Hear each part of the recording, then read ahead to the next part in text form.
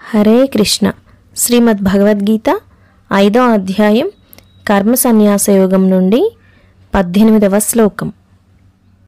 విద్యా వినయ సంపన్నే బ్రాహ్మణే గవిహస్తిని సునిచైవా స్వపాకే చ పండితాః సమదర్శినః.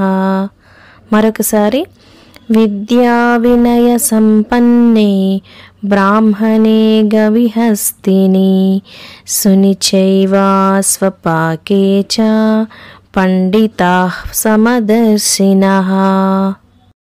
భావం: నిజమైన పండితులు దివ్యజ్ఞాన చక్షువులతో ఓ బ్రాహ్మణుడిని, ఓ ఆవుని, ఓ ఏనుగుని, ఓ కుక్కని, ఓ చండాలుడిని సమదృష్టితో చూస్తారు అని శ్రీకృష్ణ పరమాత్మ అర్జునునితో పలికెను.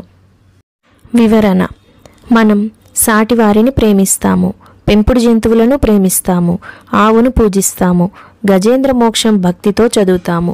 కానీ మానవుల మధ్య కులము జాతి భేదాలు కల్పించి కొంతమందిని నీచంగా చూస్తాము. అది జ్ఞానవంతుల లక్షణం కాదు అంటున్నాడు పరమాత్మ.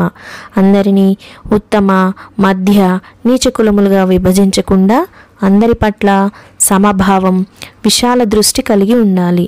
అటువంటి వాడే జ్ఞాని, ముముక్షువు.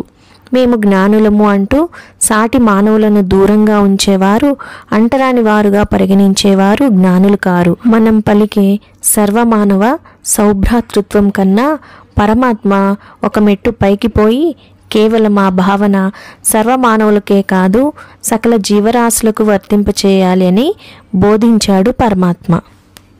ఈ వీడియో నచ్చిన వారు తప్పకుండా సబ్స్క్రైబ్ చేయండి, లైక్ చేయండి, షేర్ చేయండి, కామెంట్ చేయండి. ధన్యవాదాలు.